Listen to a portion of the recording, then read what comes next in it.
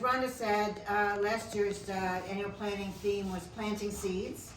And this year we're going to be talking about actually nurturing those seeds and continuing their growth. This is what our 2022 idea board looked like when all the dust had settled. These are all the ideas that we wanted to take on, organized into rough categories of energy, environmental restoration, local food and well-being, local economy, community building, heart and inner work, and social justice. That's quite a handful of seeds.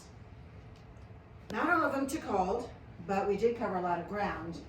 And we'll go over some of our highlights now and spend a little time on what we didn't do and why. So we're going to cover a lot of projects really quickly. If you want to know more about any of these, just make a note and we'll try to answer questions at the end of this.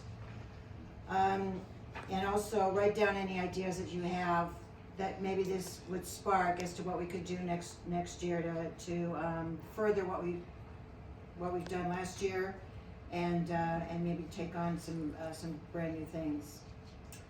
Okay, now we're going to hear from a number of speakers. The first one is one of our most popular projects, going strong since June 1st of 2014, the Media Free Store. And Leslie Friedman, one of those Free Store steering committee members, will tell us how they did in 22 and their plans for the new year. And I just want to remind the speakers, go ahead, come on up, Leslie. I just want to remind the speakers that you have, we're giving 3 minutes max to everybody except for a couple of exceptions, which they know who they are. So I want you speakers will have to keep an eye on this woman here, Lynn. Raise your hand, Lynn. Oh. The other Lynn. Yeah, not the other. She will give you a 3 minute time, and that's I'll do like 2. Okay, 2 minutes and then 1. 3. And she'll so make sure you wrap up on that. Bring your megaphone? No. She's going to be very discreet. Okay, take it away, Leslie. Great. I'm Leslie Friedman. Good morning. I'm on the steering committee for the Free Store, and Maureen is showing some photos just quickly of what we have. We turned 8 this year, and these are a number of our volunteers and some shoppers in the background. And this is really emblematic. This is Agnes, who is one of our Free Store volunteers, and this is one of our repeat customers. We have a lot of those. And what's wonderful is that we build these relationships, volunteers and customers. How many of you have been to the Free Store? So just about everybody here. That's great. Okay. So in the past year, we had to shut down between January and February of 2022, but since we've reopened, we have had 23,000 donor and shopper visits. We have gone, thanks to Dawn and a couple others, we've had some very successful grants and donation levels to sustain our operations. We are now back up to 58 volunteers. At one point we had 74 volunteers. With COVID, we've had some issues. Many of our volunteers are older. They're either caring for older parents or they're retired themselves and they've had some health issues during COVID. We are always looking for volunteers. We have an extremely robust training program and communication program. We actually have several volunteers here today. We started an effective lottery system. Any of you who have gone first thing in the morning when we open will see very long lines. So we came up with a lottery system. We had people, even though we open at 10 on our shopping days, we had people coming at 8:30 in the morning, waiting outside. And so we wanted to discourage that, and we found a fairly effective way to do that. And another wonderful thing is we have a +1 program where a volunteer comes in and works with their child. And we probably have, the kids range from about 7 to 16. And we have about 6 of those arrangements, parents teaching their children about volunteering. Okay, challenges. We have limited store hours now. We only have 8 hours for shopping and 8 hours for donations during the week. We really want to increase that, but we need more volunteers. Our space is very small. We have to have time limits for shopping. We ask all our customers to wear masks, that sort of thing. And we have a very small space. We'd love to get a large free space, so if you know of any, please let us know. And again, volunteer retention is an issue for us. As far as in the future, we want to again recruit and train more volunteers, expand our shopping hours from just 8 a week, and also our donation hours, make them more easy for people to shop and donate. We want to expand our leadership team. Right now we have 4 people on our steering committee. We want to add at least 1 or 2 more people. And we're going to increase volunteer and participation and appreciation activities. This year we wrote a thank you note to everybody who's a volunteer, and we want to improve the Free Store website. And my 3 minutes are up. Thank you.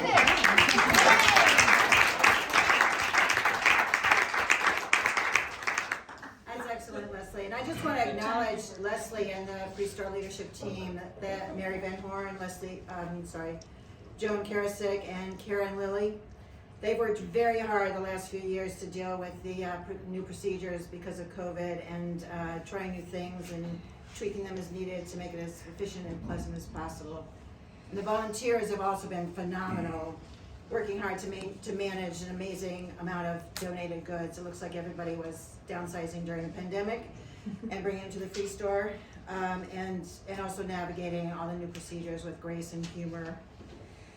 And their dedication is really, really commendable. All right, moving on to another incredibly productive group that just started last year. The Protecting Biodiversity group is going to be presented by its leader, Marian Yaglinski, who was one of the TTM original founders. Marian?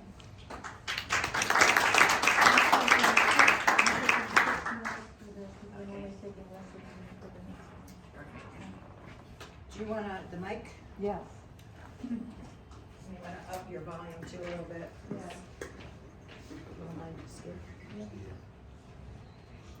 She's very soft-spoken. Yeah.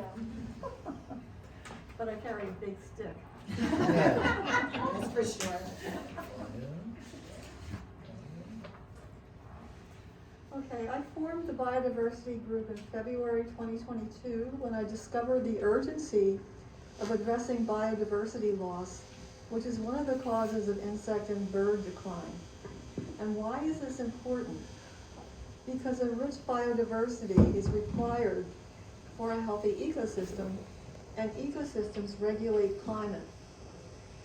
We started with 26 members, which quickly grew to 65, but 7 of which are very active. We met every month via Zoom to plan and report on our activities. And through the Herculean efforts of Linda Colston, along with Julie Smith, Susie Day, Karen Bull, Kate Smith, Nancy Novak, and Eric Rappaport, we accomplished the following in 2022. We created a brochure for our group with the help of Maureen, created educational handouts, printed Doug Tallomay's homegrown national park brochures to hand out with our literature, created a Facebook page for TTM's biodiversity group, created an extensive library of information which Joanne Rosenbaum organized. Our library can be found on the TTM website along with links to our Google Drive. We created a mentoring program to help new native plant gardeners. We collaborated with Keep Media Green's Green Wagon Project, added a Bee City subcommittee led by Linda Colston and Julie Smith, which was instrumental in Media Borough becoming certified as a Bee City by the Cersei Society. Linda and her team worked with the borough to create the pollinator garden at the community center, and over 60 residents, media residents, including children, came out to help plant the garden. Eric Rappaport worked on finding grants to fund our projects. Linda Colston contacted Media Upper Providence librarian to discuss her plan to offer monthly biodiversity lectures by a variety of speakers. Linda's idea was approved, and we also have a display in the library that changes each month. I write monthly blogs on biodiversity subjects, which I publish on many Facebook pages and TTM's website. Linda created trays of native plant starters. The trays sold out. Linda and her team marched in the Halloween parade with the theme of mosquito spraying kills our pollinators, with little kids dressed up as bees. It was cute.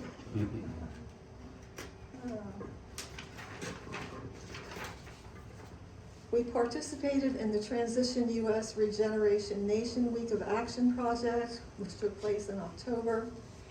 Our project was the Community Center Pollinator Garden.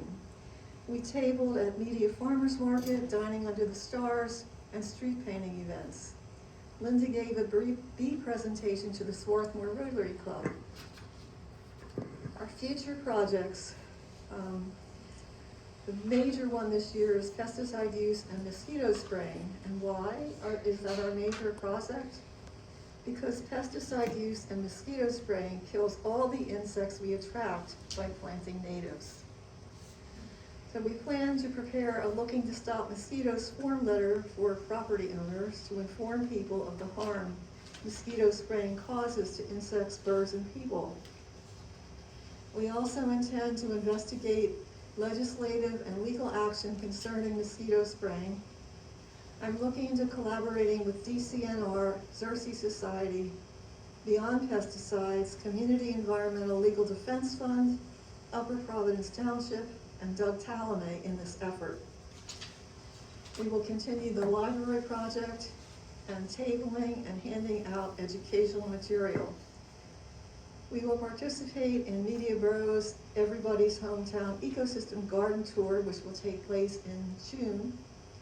We will help maintain the pollinator garden at the community center, and we plan to use it as a teaching garden. We also hope to take on Skip's request to include his interest in forest stewardship. And I am sure we will dream up many more projects, and perhaps you have one in mind. Doug Talamay says, a world without insects is a world without biodiversity. A world without biodiversity is a world without humans. Our native plant gardens really are that important. Insects are at the bottom of the food chain, which means they are a very important part of the web of life. And in fact, we humans will not survive without insects. When we restore habitat by planting natives, we're not only helping birds, insects, and other wildlife, we're also helping to stabilize the climate just by planting the right natives for our area. Planting natives and leading the biodiversity group is my contribution to mitigating climate crisis and protecting life on Earth. Perhaps it can be yours also. As a member of the biodiversity group, you will be making a very significant contribution to help prevent insect apocalypse, bird decline, and global system eco-collapse. Global ecosystem collapse. I hope you will consider joining us. You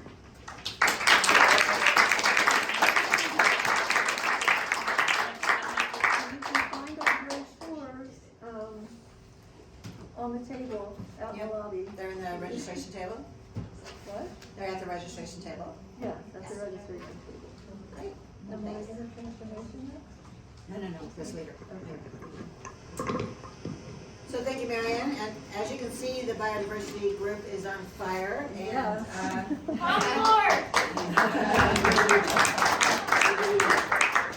thanks to the leadership of Marianne and Linda Colston. And I also want to especially acknowledge the work of Julie Smith, who's made enormous contributions to not only to our team, but also to Keep Media Green, to the tree tenders, to the Shade Tree Commission, to Friends of Glen Providence Park, and I'm sure there's probably more.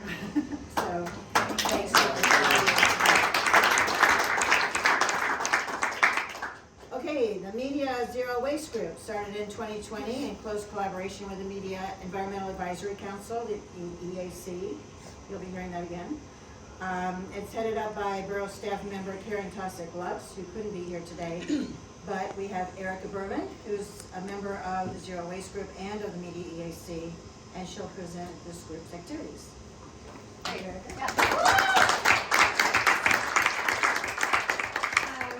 So the Zero Waste Group has been working hard on different ways to reduce waste in the borough and beyond. When I joined the group last year, they were already halfway through reviewing the Zero Waste Master Plan, which was provided by Gaia for local municipalities to learn how to adapt waste to incorporate zero waste. So that's been exciting. There were a couple events. Lynn Hartle led a reusable t-shirt bag, I'm describing that funny, station at some different events, some mural events, also tables that show different ways to incorporate zero waste into your life.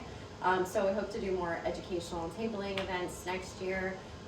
Also, the Transition Town Media has been so supportive and instrumental in the plastic bag and straw ordinance being adopted. Transition Town Media put together the vendor list that we provided to the businesses of alternatives to plastic, not just plastic straws and bags, but also, takeout containers, clamshells, things like that. So in the new year, we're hoping to build on that. And also working with the businesses in the borough to increase recycling rates. We're also hoping to expand the composting program to get more apartments, hopefully HOAs, into that, and also more businesses composting. So, our goal is to get more engaged with the schools, with youth, doing more of the activities that you are doing, and expanding that awareness. So, thank you.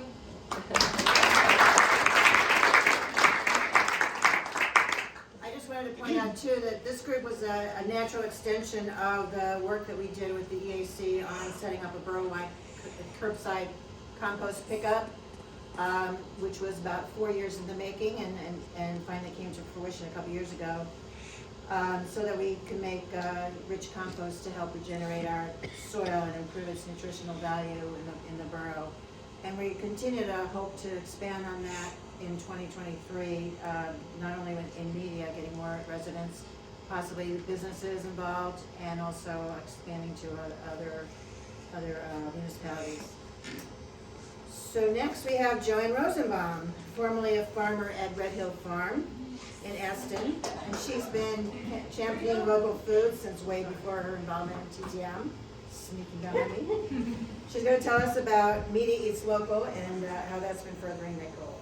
Okay, hi everybody. How's it going? Good. First of all, as Troy mentioned, I'm still farming at Red Hill Farm. Been there for 15 years. I want to shout out to Erica, who also is a farmer at Urban Roots Farm, right? Yes. Yeah. Clap for the farmers.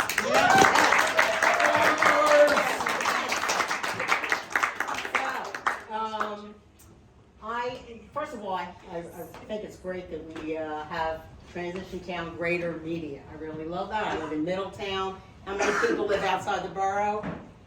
Cool, thank you. So we love that. Anyway, I am passionate about healthy food. I'm passionate about supporting farmers, supporting our local economy, and I'm passionate about keeping greater media green. Stole your little line a little bit. So a couple years ago, some of us started to develop what we call the Media Eats Local Resource Guide. And what I can do is actually pass this around. It's a QR code. And then you can all have a copy of it, and also to try to share it with other agencies or family and friends. So Maureen is the one behind all the beautiful pictures and everything being aligned and looking amazing. Thank you, Maureen. Donna helped write the intro on our website, and Carol's been helpful in promoting Media Eats Local and the resources. So it covers CSAs, farmers markets, farms, restaurants, and retail stores. In the past, we actually did a social media campaign where Emma and I would go around to the local farmers markets, try to do interviews, post things on the internet.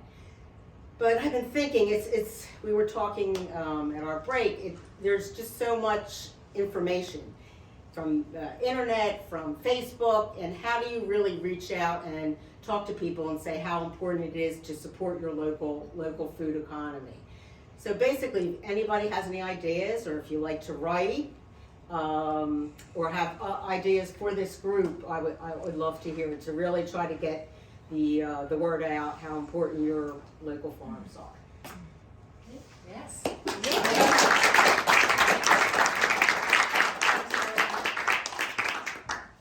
Okay, another exciting new group that has come out of that came out of the 2022 planning session is the Hemp Study Group, inspired by the dynamic couple, David and Deanna Turner, D squared as they like to be known. They work as a team, and they'll be presenting for this group. Hi, everybody. All right. So we're going to try and keep it quick. The Hemp Study Group was formed in 2022 with a vision of exploring the potential benefits of the hemp plant as a viable alternative natural resource. Each month, we chose a different use for the material and took a creative approach to utilizing the plant material to create everyday useful things. Throughout the year, we collaborated with many other organizations and businesses that also work to break the stigma and bring the plant back to the mainstream. Here's a list of some of the things we did each month. So in February, we've actually formed the Hemp Study Group and held our first meeting. In March, we met in Drexel Hill at our home and experimented with hemp protein powder and created hemp pizzas. You'll see a picture of it up here. They were delicious, if any of you, I know some of you were there. In April, on 4/20, we brought a bit of positive energy to the hemp plant by using hemp cords to create braided vibe catchers that were made using the indigenous techniques used to braid sweetgrass. In May, the Hemp Study Group was represented at the Transition Town Media table at the Dining Under the Stars event on Main Street. For this project, we collaborated with some students from the University of the Sciences that helped us create a series of recipe cards that featured hemp as an ingredient. The recipe cards were also printed on hemp paper and distributed to those that stopped by our table. In June, the Hemp Study Group participated in the Summer Solstice event by setting up our blanket with many of the items that were created using the hemp as a material. This event featured family-friendly art projects such as hemp cord braiding and coloring sheets printed on hemp paper. We gave out hemp cookies and even had a solar-powered bubble machine that made hemp soap bubbles. We raffled off a pair of hemp plastic sunglasses to anyone who signed up for our mailing list. And then in July, we developed a relationship with a hemp processing company called Biofill Fibers and visited the facility to learn about the decortication process. While at the facility, we were given some hemp fiber filler that was made into a toss pillow by Fran Sheldon. A couple of members also attended CannaFest in West Elm, PA. While at the festival, we showed many of the vendors our hemp products and created a buzz around what role industrial hemp can play in the adult use cannabis arena. This was a great event that helped us develop some new relationships with others currently in the industry. In August, we experimented with hemp hurd to make a hempcrete mix. The hempcrete mix is going to be utilized to create an off-grid cabin. We experimented with how we could use hempcrete and old shipping pallets to build an affordable off-grid cabin that are eco-friendly, as hemp is a carbon-negative material. In September, 10 members of the Transition Town Greater Media attended a local hemp farm tour and farm-to-table meal hosted by Wild Fox Farms and All Together Now PA. We used this opportunity to network with others who shared the same mission and recruit attendees and participants for our upcoming hemp panel discussion. In August, we also got together to experiment with hemp wood, and a fellow TTMer invited us to his wood shop to learn how to use a lathe to create a bowl from hemp wood. In October, this was our big event of the year. This was our courageous conversation that was held at the Glen Providence Library. We hosted a panel discussion and invited other hemp professionals in Pennsylvania, as well as students from Thomas Jefferson University and State Senator Tim Kearney. This event showcased over 100 items that were made from hemp, and the conversation helped to educate the media area on all the potential that hemp has to offer, and we tried to break down the unjustified stigma that all but eradicated this extremely important plant from our ecosphere. In November, the Hemp Study Group represented ourselves at Green Sunday. We had a table of items to help bring awareness to the usefulness of hemp and added a hemp bath and body gift basket to the basket raffle table. The hemp basket proved to be the most sought after basket and served as evidence that people are interested in bringing hemp back into the mainstream. We were very excited about that. We also came together as a group to apply for a grant that will help us continue the group into 2023 and allow us to have some funds to make a bigger impact. We are still waiting to hear on that, correct, Eric? Okay. In December, we hosted our first Hempy Holidays party.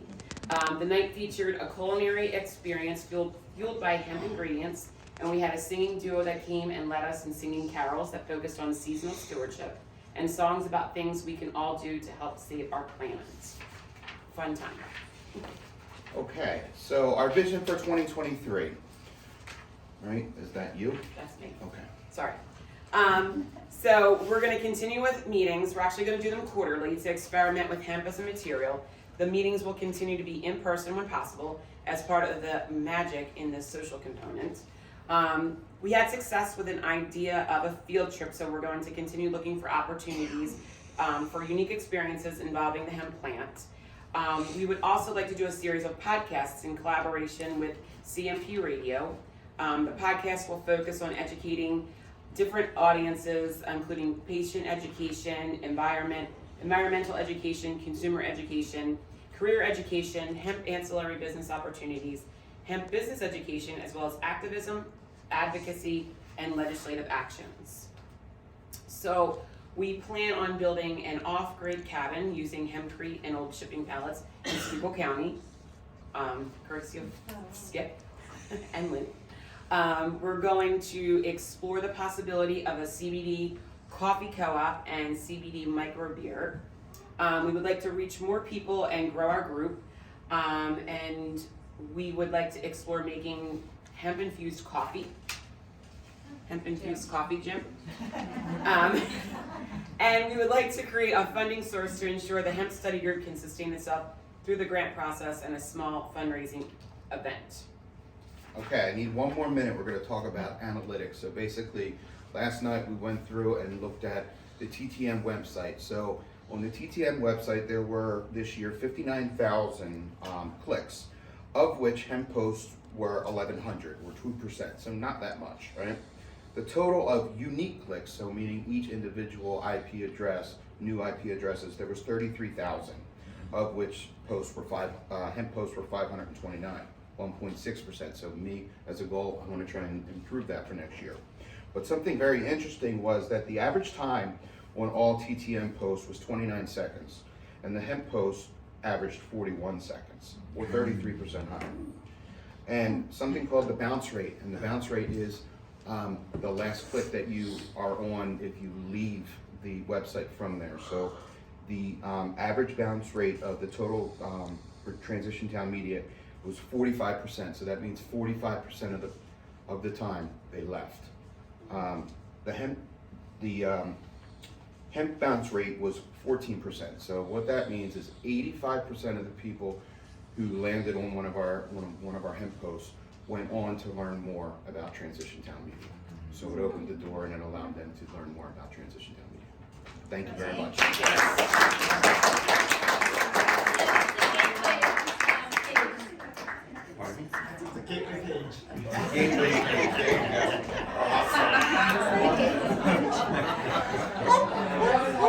So I'm sure all of you want to join the hemp group now, because they're truly the most fun and really inspirational group that we have. We do have pins to give out. I'll leave up on the. And they always have goodies to give out. Okay, moving on to the Media Circle of Aunts and Uncles. I'll be speaking about that one today. So the Circle of Aunts and Uncles is our local economy initiative designed to build and manage a fund that gives low-interest loans to under-resourced applicants for environmentally sustainable and socially just business ventures. We funded our first business at the end of 2019, which has already been paid back in full. It was a fairly small loan. And we're thrilled to be able to close on a second loan at the end of 2021, a $12,000 loan to the owner of a Chester radio station, cmpradio.net, owned by Jean-Pierre Bryce, and that's the radio station that Dave and Deanna were talking about. They've been in business for about 4 years, and we're looking to expand their reach by buying mobile podcasting equipment so that they could take them to local sporting events and to schools to teach students to create their own podcasts. In late 2022, last year, we closed on a third loan for $10,000 to Jonathan King, a store owner in Chester, who supplies needed goods to his community, as well as a safe space for returning ex-convicts and others in need. He's a really amazing community guy. We also welcome more business ventures that we can promote, and of course more donors to the fund. We can always use more money in the fund. So if you're excited about the idea of supporting local businesses financially or with advice or resources, we give both, not just money, but also help with whatever they need to make their business more successful. Or if you know of someone who might be interested in supplying either of those, please let me know.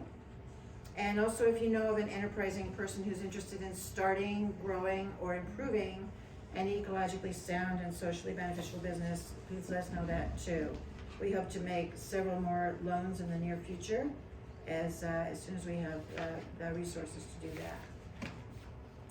Okay, let's jump here, Bryce, there in the middle there, and some of our gatherings, our Circle Vance Knuckles gatherings that we held in the past years when we could do it in person. Thank you. So Julie DiRemigio couldn't be here today, so I'm covering the Green Sunday Holiday Fair project as well. We held our 11th Green Sunday Holiday Fair in person again last year on November 13th in the Media Providence School gym, Friends School gym. We had dubbed Julie the Chaos Coordinator at our 2021 fair, and she more than lived up to it in 2022.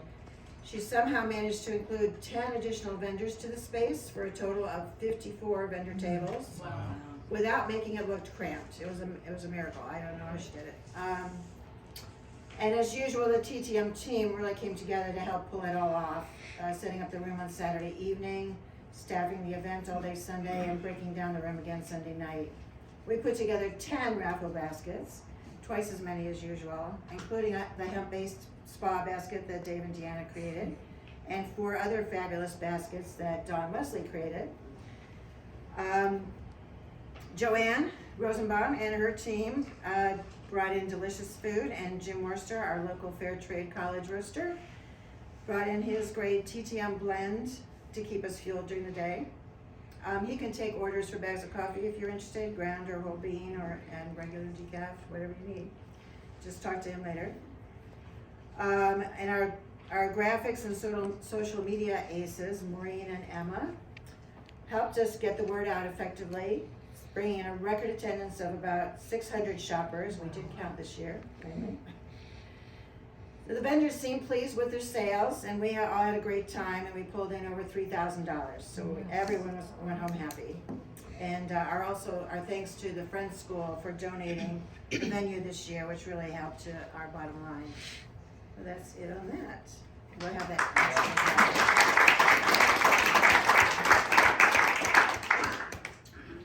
Okay, next up, Marion is going to join us back up here again.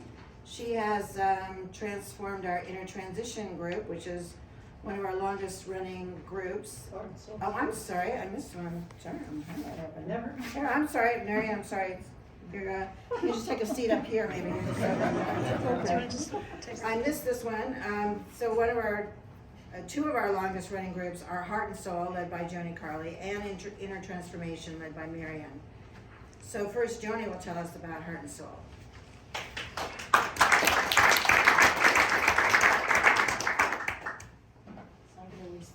The microphone. Is that good? Turn it on? Yeah. So Carol and Skip are on this committee with me, and we did a summer solstice activity in Glen Providence Park.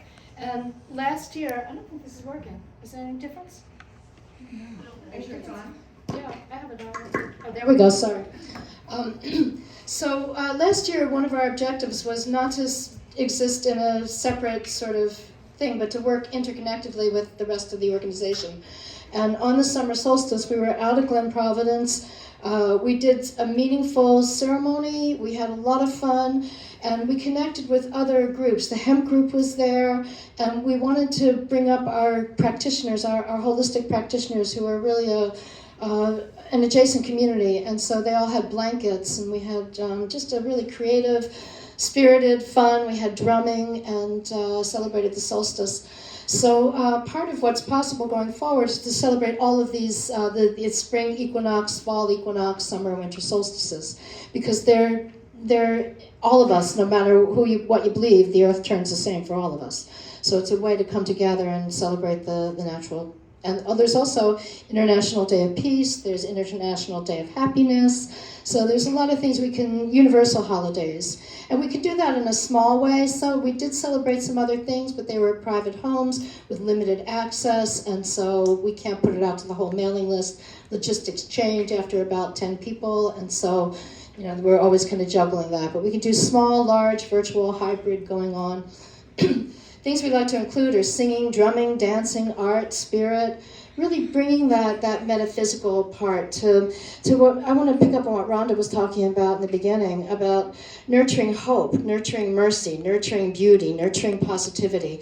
That's the space we want in heart and soul. Sitting around the fire, that's what we've done. Skip's given us a fire, and again, we have such a small space. So how do we expand that? That space for revelatory experience that Thomas Berry, the sacred work. How do we make sacred space in this organization is really what we're up to. How do we have this space to nurture transformation? How do we create that other part to nurture the invisible and to celebrate our oneness? How do we really put the stake in the ground of our oneness? To move on to, we stand on Lenni Lenape land, but most of us, if not all of us, aren't indigenous to this land, but we're indigenous to Gaia. And so how do we claim that? How do we make the space to celebrate that together and land ourselves there? And so, to create events, to create time together, we're really looking for more people to be involved. And so see me if you're interested.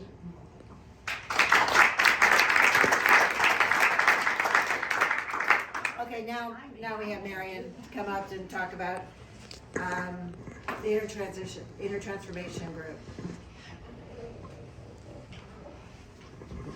Sorry about that.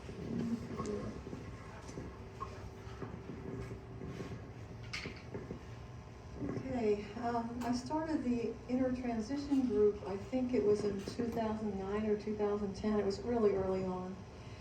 And in 2022, I changed the name of the intertransition group to Intertransformation to reflect our change in direction and continued evolution.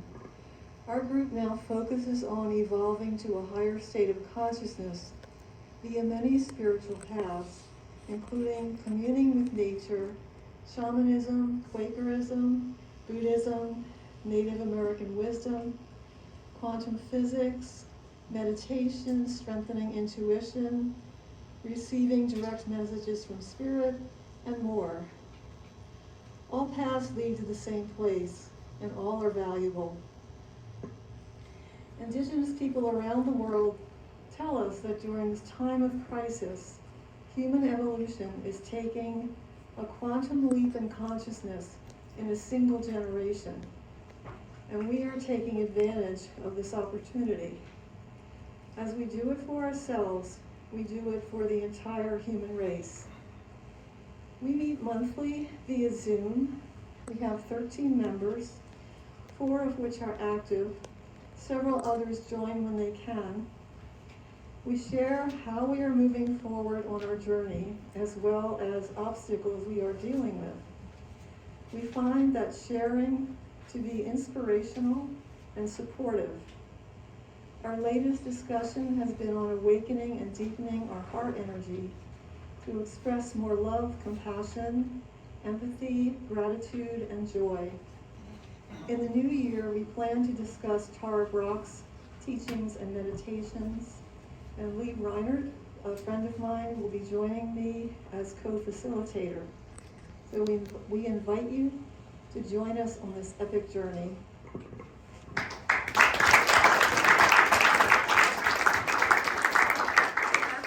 Thanks, Marianne. And now Skip will be going over the fire circles and the foraging groups that he's been organizing. That's all Do you right. wanna use Thanks, it? Beth. No, I'm good, thank you. Okay. So this is the, continuing on in the shamanic section of our presentation, it seems. Talking about foraging and fire circles. So one of the things I love about Transition Town Media, if you have a project or an area that you love and want to be involved with, put it out there and see if you can get a group of people around to rally and make it happen. And that's how foraging and fire circles came about. Two things that I'm passionate about. So really, although I'm the organizer for the foraging group, Ira Josephs is our guy. He's the expert forager. He knows more about things you can find out in nature than anyone I've ever met. And generally, because of the nature of Ira's schedule and whatnot, we have impromptu, and the nature of weather, we have impromptu meetings, and depending on Ira's availability, and we send a blast out to an email list, invite people to come out and join us. So if you're interested in learning how to find and identify the edible treasures from nature in our particular ecosystem, contact me, get your name on the list for future events. One special event that we did under the foraging circles with a naturalist guy, a friend of mine, Tyler Krasuski, and he actually met a bunch of us over at Glen Providence Park, and we spent a couple of hours walking around Glen Providence Park and identifying some of the, how to identify, harvest, and consume common herbs that we find in natural places around us in ways that make us good partners with the land. So we also talked about how to do this in a way that's respectful, sustainable, and really gives thanks to the land and to the plant relatives as well. So we'll talk a little bit about fire circles next. We've been organizing these fun get-togethers, these fire circles, weather permitting, around fire pits in the area. We have 39 members in our fire circle list. So as we said, sometimes we're kind of limited in terms of space, so we take sort of first come, first serve. But I want to say, I mean, to me, fire circles are one of our most primal community building activities. And again, these trends of COVID, work from home, Zoom meetings, we have fewer and fewer opportunities to really randomly connect with friends and neighbors and strangers. So we were able to have 5 fire circles in 2022. Some of these were free-ranging, less is more conversations, but others were focused on topics such as the fall equinox and winter solstice. For 2023, we've had a number of people who have asked for a circle focused on psychedelics and entheogens, and others have been asked about grieving circles. So it's a time when our mental health represents a silent crisis. So we need more opportunities for connecting, processing, and healing. And fire circles help us to strengthen and build our community mycelium. So if you're interested in these sorts of free-ranging, wide-ranging conversations, warm fires on cool nights, and s'mores, along with great companionship, be sure to join us. So that's fire circles. And do I have the final slide here also? Or is there No, another? I got what's You got next. more, okay. What's next? I think that's what's next, right? Yeah, I think you're right. Okay, so what's left out of all that? So the projects that we went over so far are great out here, but they're all expected to continue next year. Now, some of these other projects are, may or may not be active, depending on the interest that they generate today or in the future. Some of these we actually completed last year, some were held over from a previous year but didn't get resumed. Some operate in the background and some just didn't get off the ground. So I'll go over them really quick. And you can decide if there's anything if anything sounds like something that you'd like to take on for this year. So one project that we started and completed last year was the Plastic Alternatives Research Project, here known as Declassicized Media Businesses.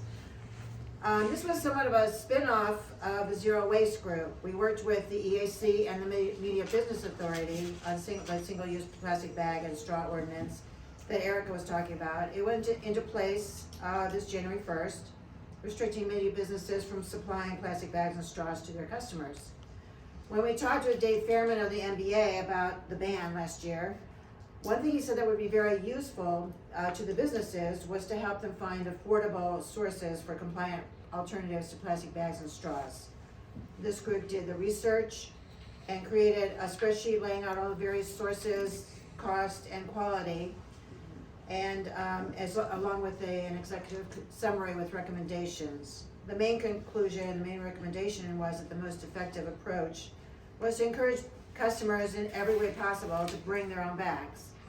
And to help with this measure, the borough, with the financial assistance from the Media Rotary, we have Susan Garrison here, purchased over 2,500 reusable bags, some of which some of you got a sample of one today, and to hand out to customers who shop in media. Our documents were shared by the MBA and the borough, and they're currently on the borough website. With this project completed, we merged this group into the Media Zero Waste Group again. So 2 projects that were active in 2021, but we didn't resume in 22, were Priority Delco Thrive and Community Visioning. Priority Delco Thrive was a project that we worked on in collaboration with the Chester Housing Authority. It was designed to focus our community's attention on helping Delaware County businesses thrive during the COVID restrictions. The plan was to pick a business in a different Delaware County town each month, pick a date and time range, and invite hundreds of people to come and spend $20 at that business. We helped 6 restaurants in 6 towns between April and September of 21, bringing needed dollars to restaurants that had been struggling through the closures brought on the pandemic. Things seem to be improving for restaurants in by September, and we did not continue the project after that. Community Visioning was a new project we started in 2021. I think Jody touched on that. It was modeled after the Ben Franklin Juneteenth gatherings of local community leaders to discuss important matters of the day over beer, except we had to do it over Zoom.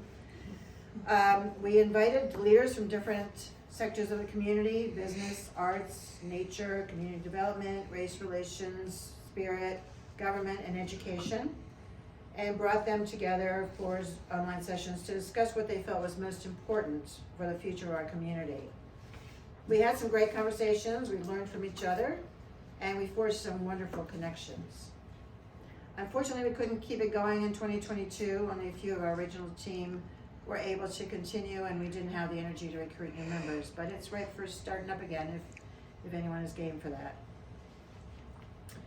So other projects that we took on were the following. We had a street mural painting project that was a great collaboration with the Media EAC and the Media Arts Council. And it resulted in a beautiful painting at the corner of 3rd and Jackson out here in 2021, and a second one at 3rd and Monroe on the other corner in 2022. This project was supported by the Media Borough as part of the traffic calming plan that they had authorized. And we originally conceived it as a mini open streets, which was a smaller version of the Media Open Streets events that we put on in 2018 and 19 that got derailed by COVID. The street painting events brought lots of people together to paint, to help manage the day activities, and to just observe. It was a great, fun community event.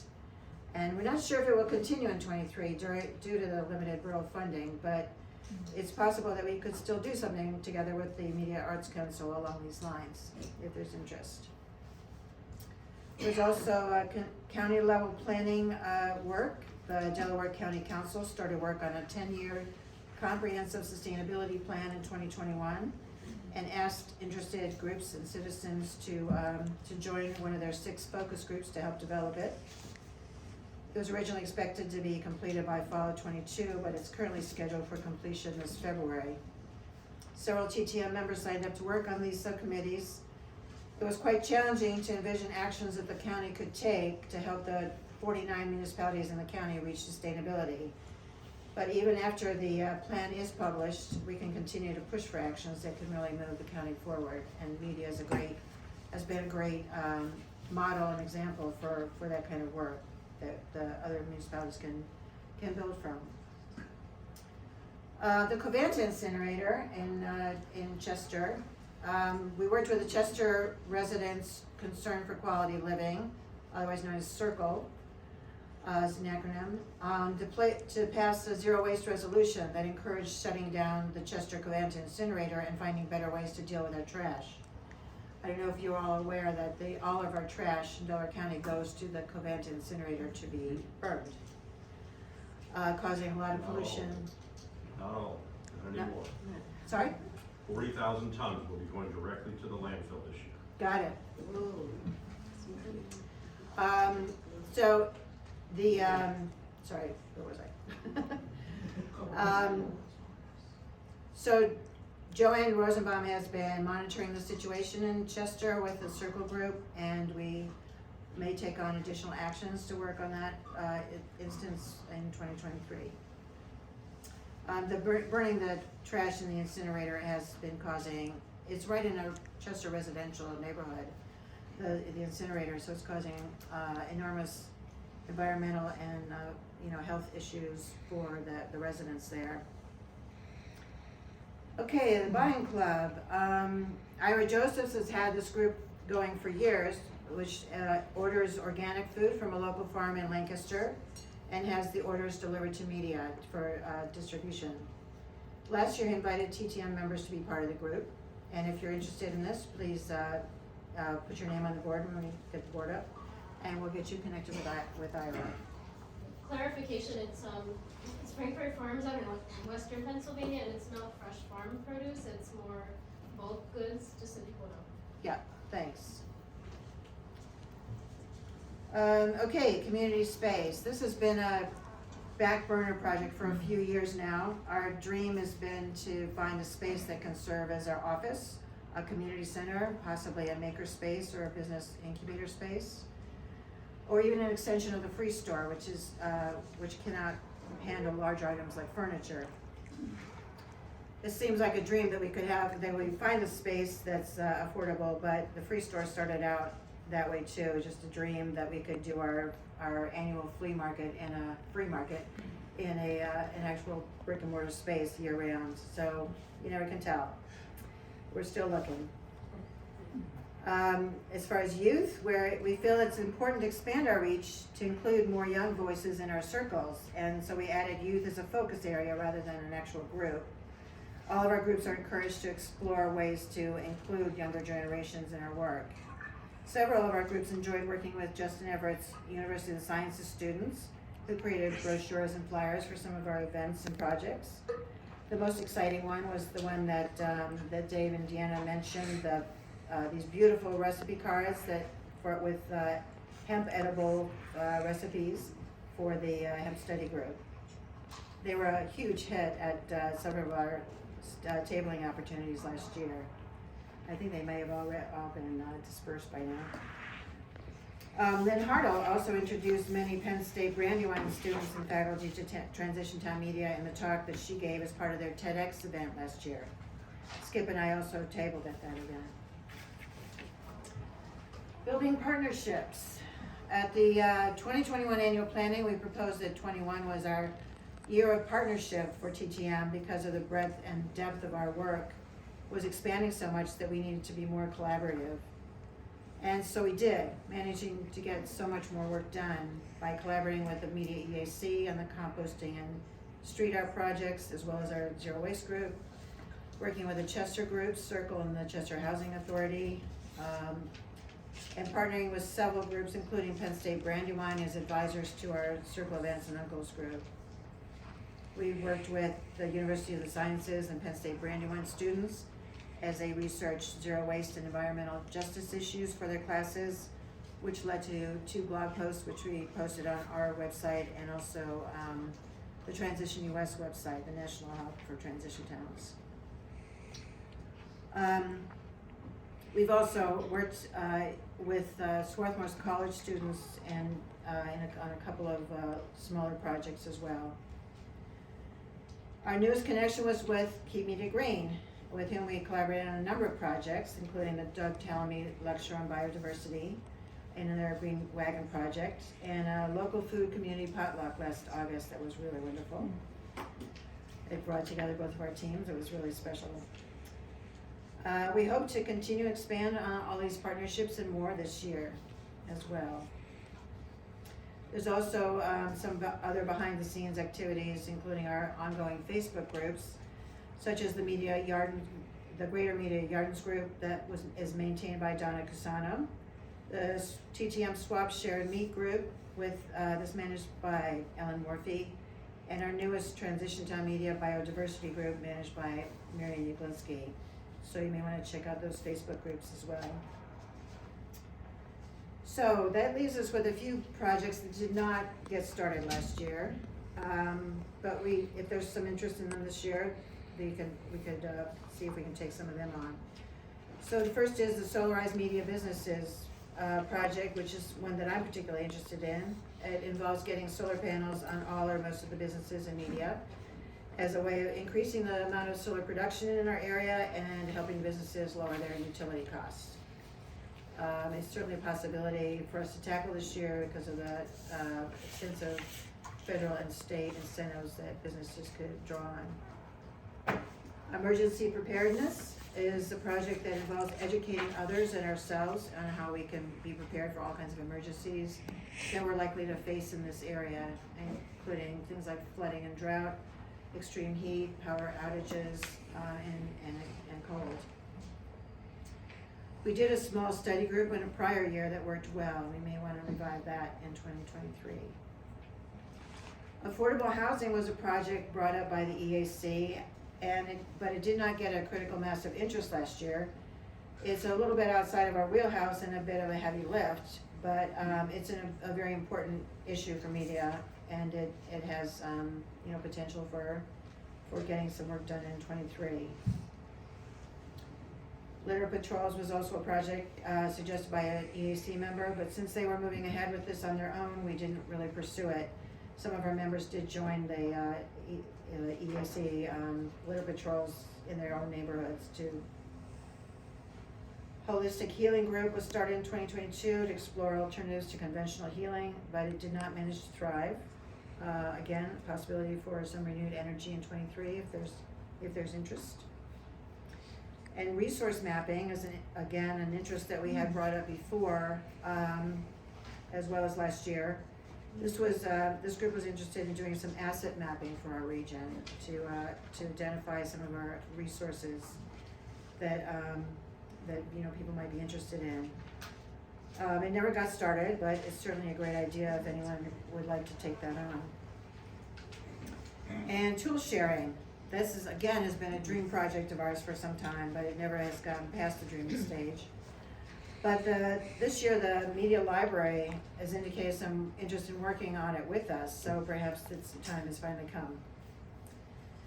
So finally, the COVID is over party. We put this idea on the board in 21. We're still waiting. Who knows? One last thing, we also had a column, if you noticed before, on administrative functions. These are all functions that are needed to run a nonprofit organization, and we include them to remind everyone that these are all necessary roles that we need to have filled. If anyone feels called to help with any of these functions, just let me know. Your help would be warmly appreciated. We're actually planning on redesigning our website this year, so that's one of the issues that we're going to be looking at. Our need for fundraising has spiked during the pandemic when we had to close our free store for a year and then open it again with only limited hours. The free store donation jar, interestingly enough, was a great source of income but we now need to find some new sources to supplement that. Luckily, our new treasurer, Dawn Wesley, is a wizard of fundraising, and she's already put on several successful fundraisers last year. And a new member, Eric Rappaport, has also helped us write a grant proposal for the hemp study group, as David and Anna mentioned, which we're still waiting to hear from. But he may also work on getting some grants for the biodiversity group this year. John's fundraising, along with some unexpected generous grants and donations, have put us in good financial shape for 2023, thank goodness. We started a marketing circle this year to work on communicating our message more effectively. We're lucky to have Emma Medina Castrojohn take on our social media, especially with her videography skills. And equally lucky to have Maureen McCafferty continue to wow us with her graphic design skills. Communicating about our work is a lot to keep up with between the website blogs, the monthly newsletter, the events calendar, social media messaging, and even the events that we plan. So we can always use partners in these areas if that's something that interests you. As you can see, there are many areas that we want to focus on as the need to transition to a more collaborative, regenerative, just, caring, and restorative society becomes more and more urgent. Societal division and personal isolation are critical problems that inhibit development of a healthy community. We all need to find ways to mitigate and reverse the damage that we've been doing to the earth and all living things. Our economy as well is badly in need of regenerating into a system that works for all of us. The injustice in our social systems is also crying out for remediation. Transition is all about taking positive action to recreate our world into a better place to live and at the same time have fun doing it. Now back to Skip to wrap it up. Thank you, Shari.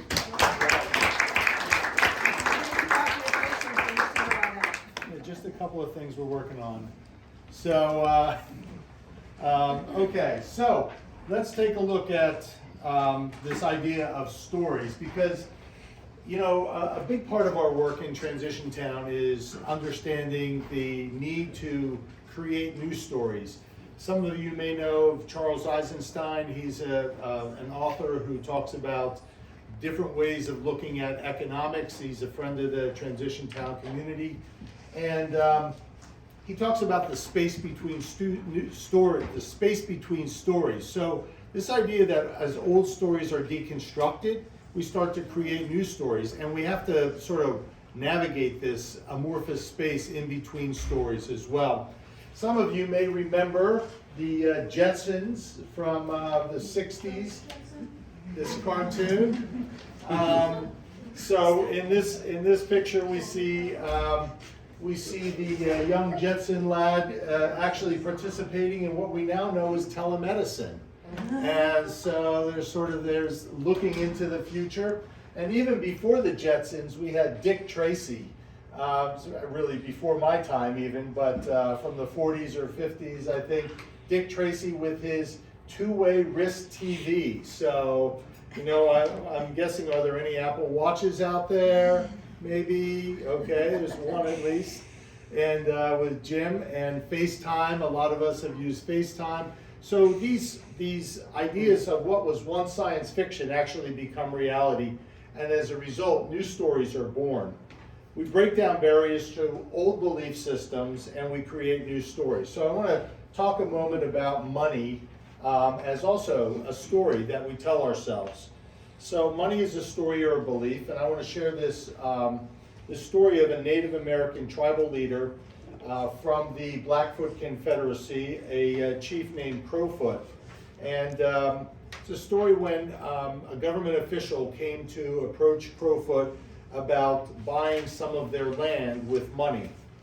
So the story goes, Crowfoot stood and watched as the white man spread many $1 bills on the ground, saying, "This is what the white man trades with. This is his buffalo robe. Just as you trade skins, we trade with these pieces of paper." When the man had laid out all his money on the ground and showed how much he would give the Indians when they signed the treaty, Crowfoot took a handful of clay, made a ball out of it, and put it in the fire. It did not crack. Then Crowfoot said to the man, Now put your money on the fire and see if it will last as long as the clay. The man replied, no, my money will burn because it's made of paper. With an amused gleam in his eyes, the old chief said, oh, your money is not as good as our land, is it? The wind will blow it away, the fire will burn it, water will rot it, but nothing will destroy our land. You don't make a very good trade. Then, with a smile, Crowfoot picked up a handful of sand from the riverbank, handed it to the man, and said, you count the grains of sand while I count the money that you give for the land. And the man said, I would not live long enough to count this, but you can count the money in a few minutes. Very well, said Crowfoot. Our land is more valuable than your money. It will last forever. It will not perish as long as the sun shines and the water flows, and through all the years it will give life to men and animals, and therefore we cannot sell the land. It was put there by the Great Spirit, and we cannot sell it because it does not really belong to us. You can count your money and burn it with a nod of a buffalo's head, but only the Great Spirit can count the grains of sand and the blades of grass on these plains. As a present, we will give you anything you can take with you, but we cannot give you the land. So we need to learn how to step outside of our lines, embrace new stories, and accept and tell new stories, not knowing what we don't know. Are manicured lawns really more beautiful than a pollinator garden or pollinator meadows? Are foxes and squirrels and mice really a nuisance? Or are they part of our family? And can we really change our impact on the CO2 levels in the atmosphere by taking action in our own yard? Let's find out. That's what this afternoon will be about.